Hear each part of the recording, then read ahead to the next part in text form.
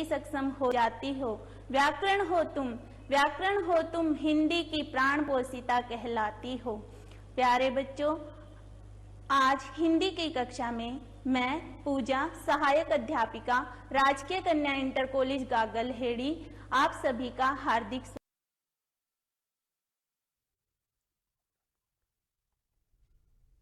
Prompter script है ना, वो तो है।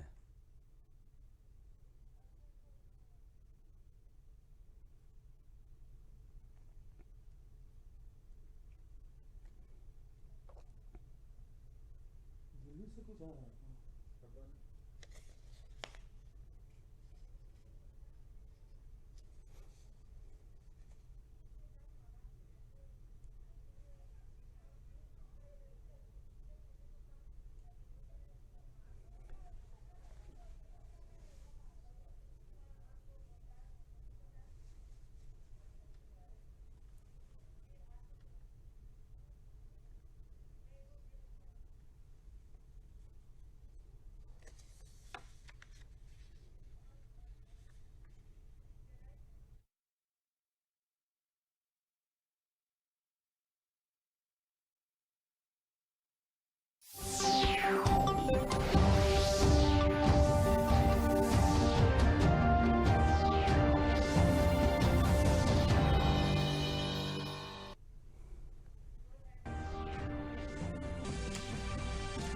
प्रधानमंत्री नरेंद्र मोदी ने वीडियो कॉन्फ्रेंसिंग के माध्यम से लखनऊ के चौक स्थित प्रधानमंत्री स्वनिधि योजना के लाभार्थी विजय बहादुर से किया संवाद। कहा, देश का गरीब जुड़ रहा है अर्थव्यवस्था की मुख्य धारा से।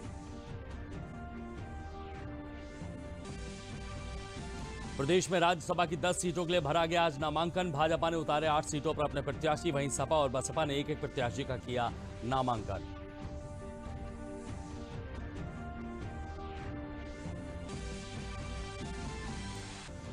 हाथरस जिले में गत दिनों हुई दुष्कर्म घटना के मामले में सुप्रीम कोर्ट ने इलाहाबाद हाई कोर्ट को सीबीआई जांच की निगरानी का दिया आदेश।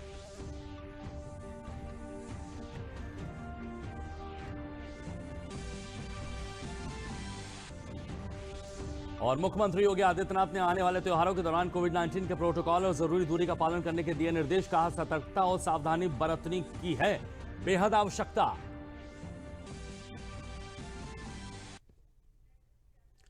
नमस्कार, मैं हूं विजय श्रीवास्तव और मुख्य समाचार के बाद अब समाचार विस्तार से। प्रधानमंत्री नरेंद्र मोदी ने वीडियो कॉन्फ्रेंसिंग के जरिए उत्तर प्रदेश के प्रधानमंत्री स्वनिधि योजना के लाभार्थियों से आज संवाद किया। इस अवसर पर प्रधानमंत्री ने कहा कि इस योजना से रेहड़ी पटरी वालों का अपना काम फिर शुरू करने के लिए उन्हें किसी के पास जाने की जरूरत नहीं पड़ी। बैंक सीधा लोगों के पास चलकर खुद आ गया। अपना काम फिर से शुरू करने के लिए किसी दूसरे के पास जाने की मजबूरी नहीं है। बैंक खुद आकर पैसा दे रहे हैं। साथियों, उत्तर प्रदेश की अर्थव्यवस्था में तो स्ट्रीट वेंडर्स की बहुत बड़ी भूमिका है। इतनी बड़ी आबादी, इतना बड़ा राज्य, लेकिन रेहड़ी ठेले के काम के कारण अनेकों लोग अपने शहर में, अपने गांव में लोगों की आवश्यकता भी पूरी कर रहे हैं और कुछ न कुछ कमाई भी कर रहे हैं। यूपी से जो पलायन होता था उसे कम करने में भी रेहड़ी पटरी के व्यवसाय की बहुत बड़ी भूमिका है। प्रधानमंत्री नरेंद्र मोदी ने यह भी कहा कि आज गरीब बैंक के साथ अर्थव्यवस्था की मुख्य धारा से जुड़ा है। गरीब को प्रधानमंत्री आवास का लाभ मिल रहा है। सौभाग्य योजना से भी घरों में बिजली के कनेक्शन लगातार दिए जा रहे हैं। आज गरीब बैंक से जुड़ा है, अर्थव्यवस्था की मुख्य धारा से जुड़ा है। इतनी बड़ी वैश्विक आपदा जिसके आगे दुनिया के बड़े बड़े देशों को घुटने टेकने पड़े हैं, उस संकट से लड़ने में, जीतने में आज हमारे देश का सामान्य मानवी बहुत आगे है। आज हमारी माताएं, बहनें गैस पर खाना बना रही है। लॉकडाउन के समय भी उन्हें धुएं में खाना नहीं बनाना पड़ा। गरीब को रहने के लिए प्रधानमंत्री आवास मिल रहा है।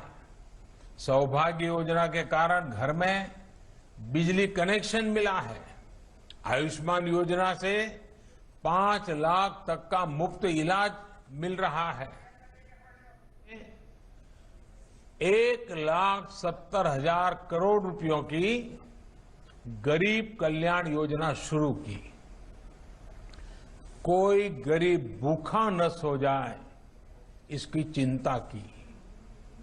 20 लाख करोड़ के आर्थिक पैकेज की घोषणा की गई, तो उसमें गरीब के हित को, उसकी रोजी रोटी को सर्वोच्च प्राथमिकता दी गई। और आज हमारे देश के सामान्य मानवी ने ये सिद्ध कर दिखाया कि वो बड़ी से बड़ी मुसीबत को भी पलटने की ताकत रखता है। पीएम स्वनिधि योजना ने गरीब के श्रम को ये सहयोग दिया है। प्रधानमंत्री नरेंद्र मोदी ने आज वीडियो कॉन्फ्रेंसिंग के माध्यम से पीएम स्वनिधि योजना के लाभार्थी लखनऊ के विजय बहादुर से संवाद किया। चौक में भेलपूरी का ठेला लगाने वाले विजय ने आज प्रधानमंत्री से संवाद में अपनी आप बीती बताई। उन्होंने कहा कि स्वनिधि योजना से मिली राहत से उसकी आजीविका में बढ़ोतरी हुई है। लॉकडाउन के दौरान उपजी विषम परिस्थितियों से उबरने में उसे मदद भी मिली है। प्रधानमंत्री ने आज स्ट्रीट वेंडरों से बात की। प्रदेश के हमारे साथ हैं विजय, जो भेलपूरी का ठेला लगाते हैं। आइए जानते हैं इनकी जीविका कैसे चल रही है। स्वनिधि योजना से इन्होंने ऋण जो लिया है उससे क्या बदलाव आया इनकी ज़िंदगी में। पहले का नाम हमारा ठेला भी पुराना था, टूटा फूटा था, तो इसमें जो पैसा हमको मिला, सामान भी लगाए, ठेला भी थोड़ा सही किया।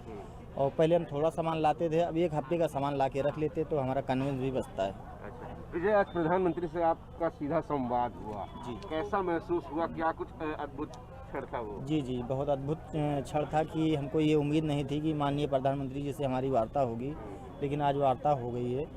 इससे बहुत खुशी, हमारे जितने पटे दुकानदार हैं उनको भी बहुत खुशी, हमारे परिवार में भी बहुत खुशी मिला सबको कि ये उम्मीद नहीं थी कि जो बात करेंगे, लेकिन हमारा चयन हुआ, जो हमारा संवाद हुआ डायरेक्ट माननीय प्रधानमंत्री जी से। जो 10,000 रुपया पटे दुकानदारों को दिया गया है, ये अगर अपने समय से भुगतान करेंगे, 867 रुपये इसकी EMI है, साल भर में अदायगी करना है।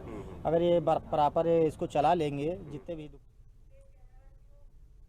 लखनऊ के बाद अब बात करते हैं आगरा की। प्रधानमंत्री नरेंद्र मोदी ने आज आगरा के पटरी दुकानदारों से वर्चुअल संवाद किया। कोविड-19 के चलते लॉकडाउन के दौरान पटरी दुकानदारों का व्यवसाय पूरी तरह से ठप हो गया था, जिनकी सहायता के लिए भारत सरकार ने बिना किसी गारंटी के 10,000 रुपए का कर्ज बैंक से दिलाया, जिससे कि वो फिर से अपना व्यवसाय खड़ा कर सकें और आत्मनिर्भर हो सकें। आगरा में प्रधानमंत्री और पटरी दुकानदारों से हुए संवाद पर पेश है हमारी एक खास रिपोर्ट। भारत सरकार स्वनिधि योजना लेकर के आई और उन गरीबों और पटरी दुकानदारों को सहायता पहुंचाई। उन्हीं सहायता पाने वालों में से प्रीति हैं हमारे साथ, जिन्होंने आज प्रधानमंत्री से सीधे बात की है। क्या बातचीत हुई और कैसा लगा प्रधानमंत्री से बात करके? सर, मुझे बहुत अच्छा लगा उनसे बात करने में, और मेरे अंदर जो फीलिंग हो रही है मैं तुम्हें बता नहीं सकती कि मैं मुख्यमंत्री से बात की, हर किसी के नसीब में नहीं होता है बात करना। सर, पहले लॉकडाउन के समय हमें बहुत दिक्कत आई थी, बहुत परेशानी उठाई थी हमने, लेकिन जब से हमें मालूम पड़ा ये पैकेट उन्होंने खोला है मुख्यमंत्री जी ने, तो उन्हें सर उनका लाभ उठाया हमने, और जनरल खाते में उन्होंने पैसे भी डाले सर, हमने निकाले थे वो पैसे। पहले हम सब्जी बेचते थे सर, लेकिन जब से ये पैकेट हमें मिला है, तो जब से हम सब्जी की दुकान, फलों की दुकान लगाते हैं सर, हम बहुत खुश हैं, हमारा परिवार बहुत खुश चल रहा है। मैं पवन टी स्टॉल के नाम से मेरी ठेल है और शिल्पग्राम पे मैं लगाता था पहले भी टी स्टॉल। लॉकडाउन में सर है क्या, ताजमहल बंद था, ताजमहल बंद होने के कारण है क्या, जो पर्यटक वगैरह आते थे वो बंद हो गए, तो उससे है क्या हमारा ठेला भी बंद हो गया।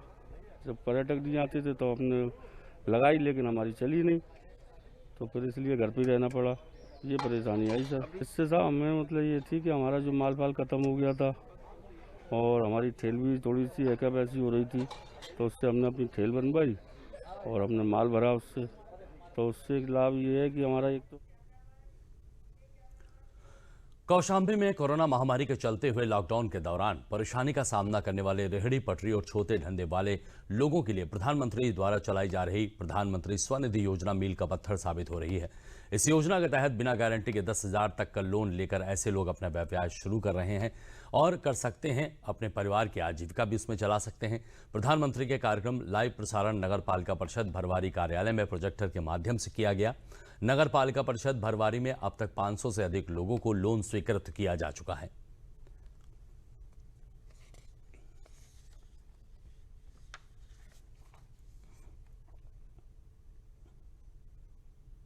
सर जी, हम उसको सब्जी लगा रहे हैं, उसके काम कर रहे हैं, अपना घर का खर्चे चला रहे हैं और बढ़ाएंगे तो और पैसे में तो और काम बढ़ाएंगे आगे इसको पूरा करने बाद। सर सब काम करेंगे, वहाँ बहुत फेरी करते हैं, इससे हमको बहुत अच्छा लाभ मिलेगा। कार्य करेंगे, सब्जी की दुकान लगा रहे हैं, पहले बाहर रहे, अब सब्जी की दुकान लगाते हैं। उत्तर प्रदेश और उत्तराखंड के 11 राज्यसभा सीटों के लिए नामांकन भरने का आज आखिरी दिन है। इन सीटों पर सदस्यों का कार्यकाल 25 नवंबर को खत्म हो रहा है। भारतीय जनता पार्टी ने उत्तर प्रदेश और उत्तराखंड राज्यसभा चुनाव के लिए अपने उम्मीदवारों की घोषणा भी कर दी है। उत्तर प्रदेश से राज्यसभा चुनाव के लिए पार्टी द्वारा जारी 8 उम्मीदवारों की सूची में केंद्रीय मंत्री हरदीप सिंह पुरी का नाम शामिल है। उम्मीदवारों की सूची में भाजपा महासचिव नीरज शेखर का नाम भी शामिल है। राज्यसभा के लिए भाजपा के अन्य 6 उम्मीदवार अरुण सिंह, हरिद्वार दुबे, ब्रजलाल, गीता शंकर, डीएल वर्मा और सीमा द्विवेदी भी हैं। वहीं उत्तराखंड एक सीट पर पार्टी के नरेश बंसल को चुनावी मैदान में उतारा है।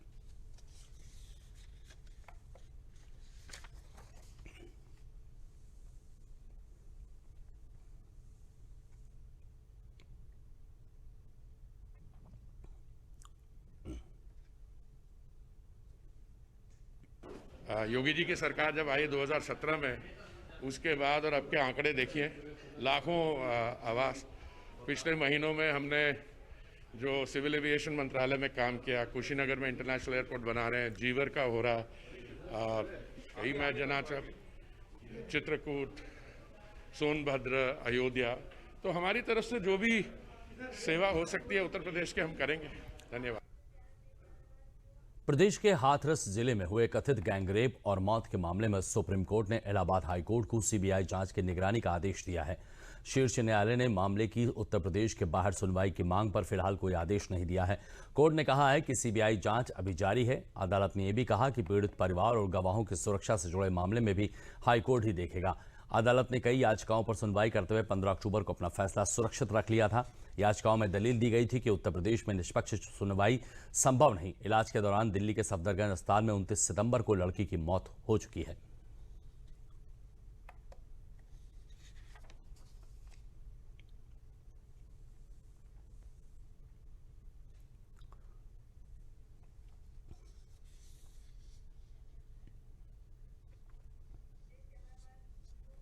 और बुलेटिन में आगे बढ़ने से पहले लेंगे एक छोटा सा ब्रेक।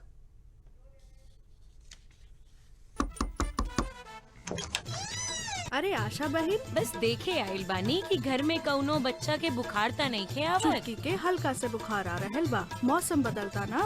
अरे फिर ताई के लेके तुरंत ब्लॉक या जिला के सरकारी अस्पताल जा। काहे? बुखार शुरू ही तो भइल बा। अरे नहीं दीदी, कौनो बुखार दिमागी बुखार हो सकेला। ई बच्चा के शारीरिक और मानसिक रूप से विकलांग बना सकेले और दिमागी बुखार जानलेवा हो सकेले। अरे बाप रे, हम छुटकी के अब्बे लेकर जाता नहीं।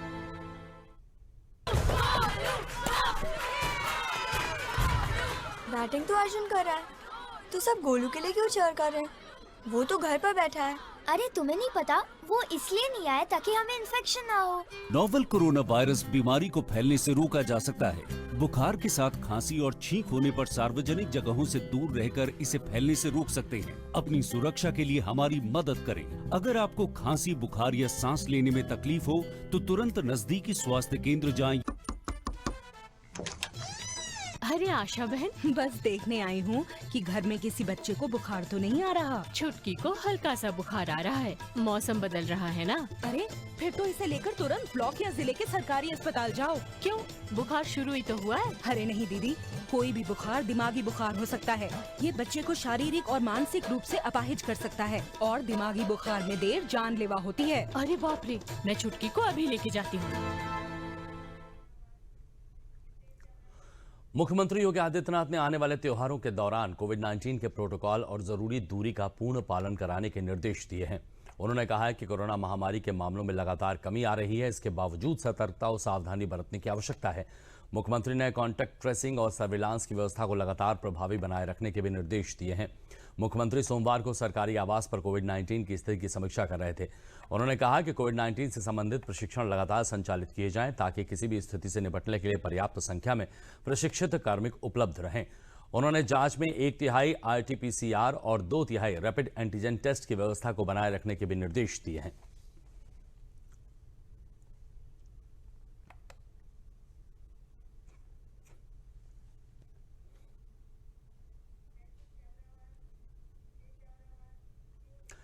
प्रदेश में सोमवार को 1814 नए कोरोना पॉजिटिव मामले सामने आए हैं, जबकि 2450 को स्वास्थ्य उपचार के बाद डिस्चार्ज कर दिया गया है।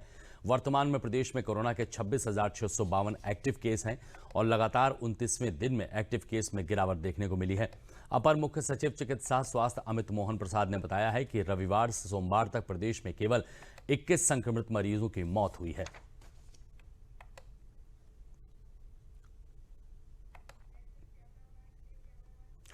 कोरोना के खिलाफ सरकार के सख्त कदमों की मदद से बेहतर नतीजे सामने आ रहे हैं। स्वास्थ्य और परिवार कल्याण मंत्रालय के मुताबिक देश में कोरोना वायरस महामारी से संक्रमित लोगों में से अब तक 72,01,000 से ज्यादा मरीज स्वस्थ हो चुके हैं, जिसके बाद देश में रिकवरी रेट बढ़कर 90.62% हो गया है। देश में कोविड से मृत्यु दर घटकर 1.50% रह गई है। पिछले 24 घंटों में 63,842 कोरोना मरीज ठीक हो चुके हैं।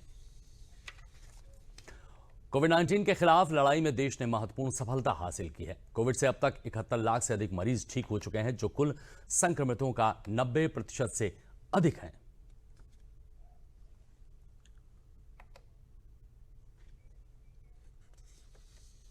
ये पहली बार है जब 22 मार्च के बाद से देश में मृत्यु दर सबसे कम है। कुल 14 राज्य और केंद्र शासित प्रदेश ऐसे हैं जहां पर 1% से भी कम मृत्यु दर अनुपात है। आंकड़ों के हिसाब से भारत में दुनिया में सबसे कम मृत्यु दर है। स्वास्थ्य मंत्रालय के मुताबिक देश में कोरोना वायरस महामारी से संक्रमित लोगों में से अब तक 71,37,000 से ज्यादा मरीज स्वस्थ हो चुके हैं, जिसके बाद देश में रिकवरी रेट बढ़कर 90.23% हो गया। देश में कोविड से मृत्यु दर घटकर 1.50% रह गई है। पिछले 24 घंटों में 59,105 कोरोना मरीज ठीक हुए हैं, जबकि नए मामलों की संख्या करीब 45,000 है। कोरोना के खिलाफ जारी जंग में देश टेस्टिंग में मजबूती के साथ आगे बढ़ रहा है। भारतीय चिकित्सा अनुसंधान परिषद के अनुसार 25 अक्टूबर तक कोरोना वायरस के लिए कुल 10,34,62,778 सैंपल टेस्ट किए गए, जिनमें से 9,39,309 सैंपल टेस्ट रविवार को किए गए।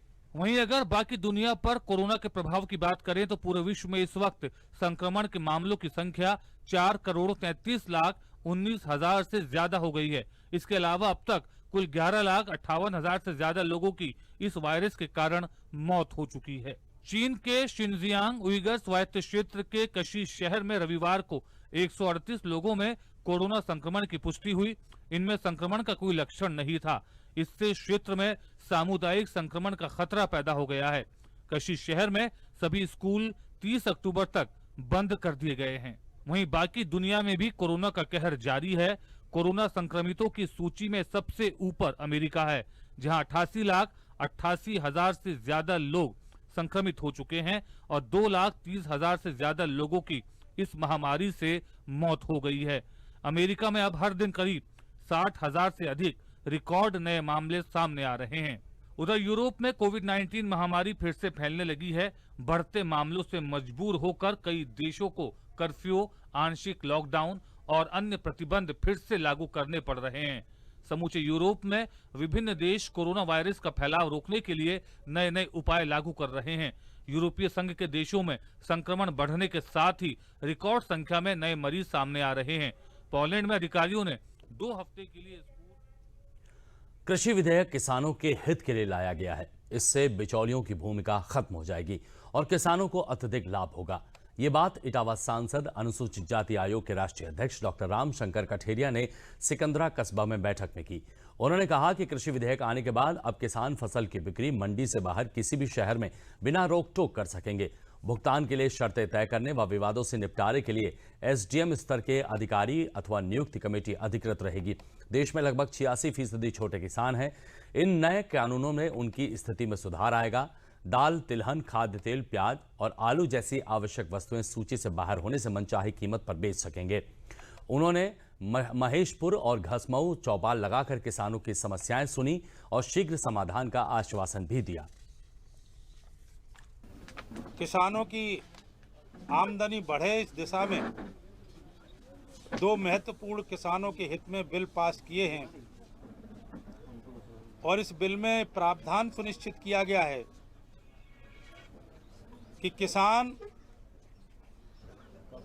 को जो है फसल केवल मंडी में बेचता था, वो मंडी के अलावा भी मंडी ज्यों की त्यों काम करेंगी, लेकिन मंडी के अलावा वो अपने घर पर या कहीं भी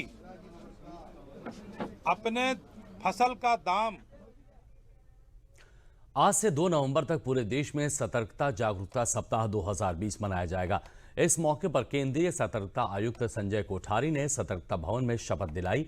इस वर्ष सतर्कता जागरूकता सप्ताह की थीम है सतर्क भारत समृद्ध भारत। इस अवसर पर केंद्रीय सतर्कता आयुक्त ने सभी विभागों को आंतरिक प्रक्रियाओं और गतिविधियों में सुधार पर ध्यान केंद्रित करने को कहा है। उन्होंने प्रतिबद्धता जताई है कि भ्रष्टाचार के खिलाफ उनका विभाग पूरी ईमानदारी के साथ काम करेगा।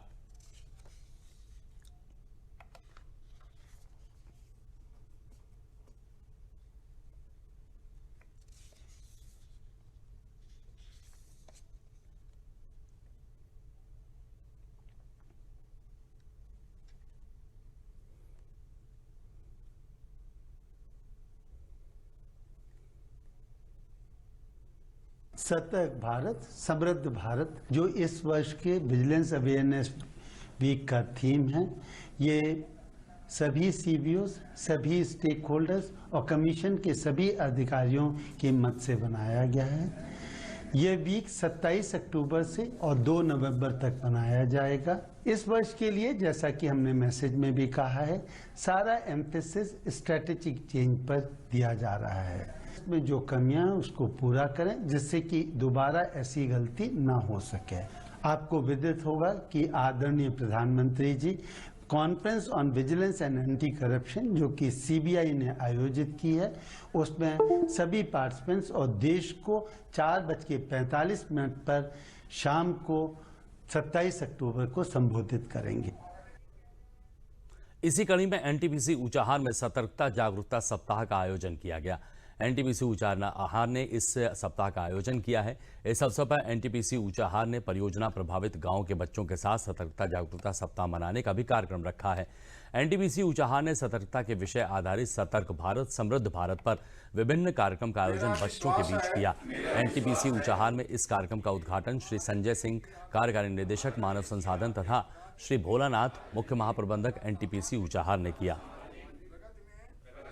भ्रष्टाचार काम करने वहाँ तो रहेंगे ही, बट कुछ जो हमसे लोग एक्सपेक्ट करते हैं, हमको एक रोल मॉडल होके भी रहना है। एनटीपीसी केवल विद्युत बनाने में अग्रणी संस्था नहीं है, हम हर क्षेत्र में, जैसा कि आपने भी देखा होगा कि ड्यूरिंग ये जो क्राइसिस।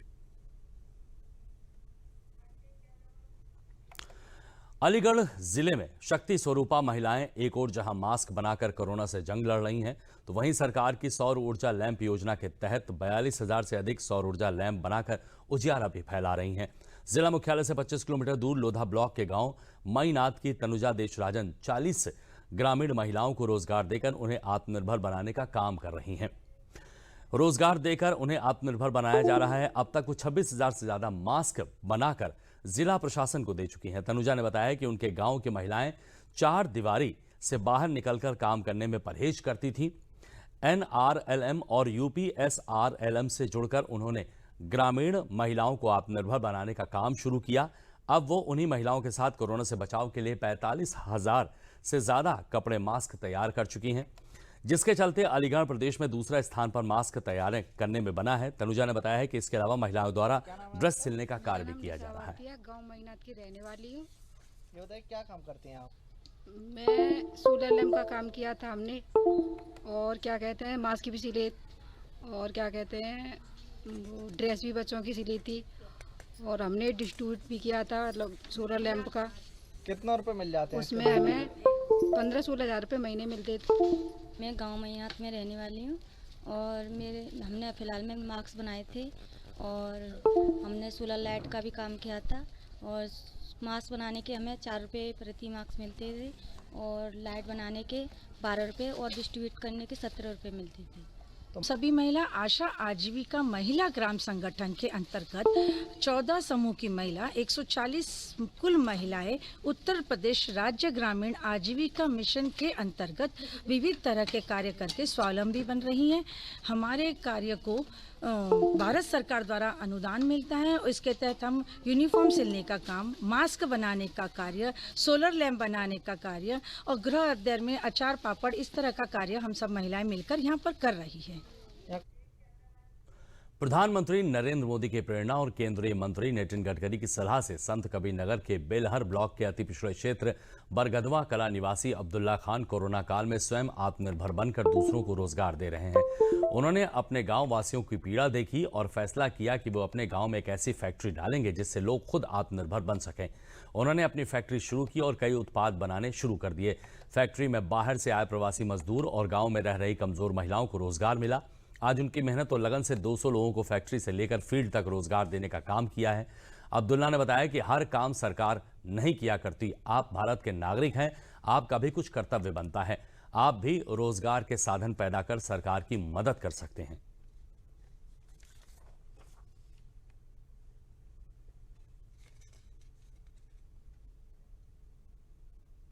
इस जगह पे ऐसी जगह कंपनी खुली है, हम लोग बहुत खुश हैं। इतने खुश हैं कि हम कभी सोच भी नहीं सकते थे इस कंपनी में काम कर पाएंगे। हम बहुत बेरोजगार थे, यहाँ से जब से हमको काम मिला है हम बहुत अच्छे से हैं, बहुत खुश हैं। बहुत ऐसे वीराना जंगल में कंपनी खुली है, हमको कभी मालूम नहीं था यहाँ पे कंपनी खुल जाएगी।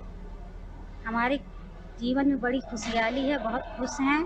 पिछड़े इलाके में कंपनी खुलने की वजह से सब लोग बहुत खुश हैं। हम सोच नहीं सकते थे कि इतनी बड़ी कंपनी यहाँ खुल सकती है।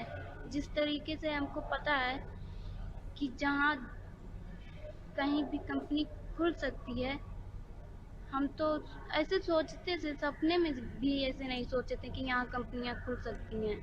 हमें प्रधानमंत्री से सीख मिली है कि हम लोगों को आत्मनिर्भर होना चाहिए और होंगे भी। यहाँ देहात में जो कंपनी खुल गया तो उसके लिए हमारे लिए बहुत हम खुश हों। इसी जगह पे हम लोग का रोजी रोटी चलता है, इस जगह पे हम लोग कमाते हैं, खाते हैं, बहुत खुश हों। या जगह जहाँ पे खुल गया है कंपनी वहाँ पे कभी कोई सोच नहीं सकता, लेकिन जिस जगह पे या कंपनी खुल गया है उस जगह पे एकदम जंगल एरिया है, एकदम देहात। वहाँ से ये लेडीज लोग बहुत मजबूर थी, यहाँ पे कंपनी खुल गया, उसी जगह पे सब कमाएंगे, खाएंगे, मजदूर में रहेंगे। हमारे माननीय प्रधानमंत्री श्री नरेंद्र मोदी सर की आत्मनिर्भर भारत हो, ये सोच को हम लोगों ने पूरा करने के लिए रियली में बहुत प्रेरित होके हम लोगों ने गांव पे ये उद्योग शुरू किया है कि यहाँ पे हम अपने गांव को आत्मनिर्भर बनाएंगे। यहाँ से हमारे साथ में सैकड़ों गांव जुड़े हुए हैं और सैकड़ों गांव के लोगों को, युवा को, जो इस ड्यूरेशन में लॉकडाउन में मुंबई से यहाँ पे आए हुए हैं, जिनका रोजगार थोड़ा सा रुक गया है, उनका ऐसा कहना है कि यस, अगर हम गांव में एक काम शुरू करें, गांव को आत्मनिर्भर बनाएं, तो यकीन मानो हम शायद परदेश हमें जाने का फिर से ज़रूरत ना पड़े, अगर हमारे इनकम के साधन यहाँ पे हो जाते हैं। ये सोच करके हम लोगों ने लोगों को ऑर्गेनाइज करना शुरू किया। इट्स ओके, हम 200 लोग हैं अप्रॉक्सीमेट अभी स्टार्टिंग के ड्यूरेशन में, और हमारा टारगेट है सर कुछ बाकी की मशीनें और बाकी के प्रोडक्शन जैसे ही शुरू होते हैं, हमारा टारगेट है कि हम अप्रॉक्सीमेट 1000 तक के परिवार को हम अपनी कंपनी में 1-2 महीने के अंदर जोड़ देंगे और उनको आत्मनिर्भर भी बनाएंगे, उनको बाकी उनके खेतियों से भी जोड़ देंगे कि वो आगे की और अच्छी इनकम कैसे जनरेट करें। जिला अधिकारी लखनऊ अभिषेक प्रकाश, जो एलडीए वीसी का अतिरिक्त कार्यभार देख रहे हैं, उन्होंने सोमवार को निर्देश दिए हैं कि प्राधिकरण के अलग अलग अधिकारी रोज आम लोगों की परेशानियां मंगलवार से सुनेंगे। इसमें प्रशासनिक व अभियंत्रण संबंधित समस्याओं को सुना जाएगा। जिला अधिकारी ने बैठक के दौरान प्राधिकरण के अधिकारियों को निर्देश देते हुए कहा कि जन समस्याओं का प्राथमिकता और समय पर निवारण सुनिश्चित किया जाए ताकि आम जनता को प्राधिकरण के चक्कर न काटने पड़े। उन्होंने कहा जन समस्याओं के निराकरण में किसी भी प्रकार की लापरवाही बर्दाश्त नहीं की जाएगी। और बुलेटिन के अंत में प्रमुख समाचार एक बार फिर। प्रधानमंत्री नरेंद्र मोदी ने वीडियो कॉन्फ्रेंसिंग के माध्यम से लखनऊ के चौक स्थित प्रधानमंत्री स्वनिधि योजना के लाभार्थी विजय बहादुर से किया संवाद। कहा देश का गरीब वर्ग जुड़ा रहा अर्थव्यवस्था की मुख्य धारा से।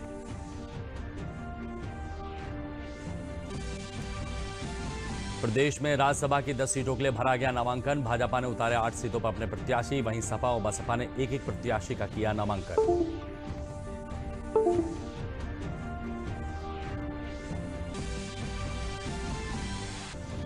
हाथरस जिले में गत दिनों हुई दुष्कर्म की घटना के मामले में सुप्रीम कोर्ट ने इलाहाबाद हाईकोर्ट को सीबीआई जांच की निगरानी का दिया आदेश।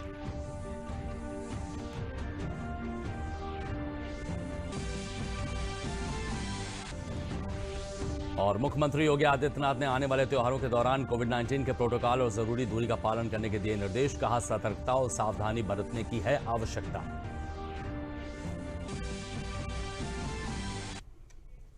तो बुलेटिन में फिलहाल इतना ही। दीजिए इजाजत। नमस्कार।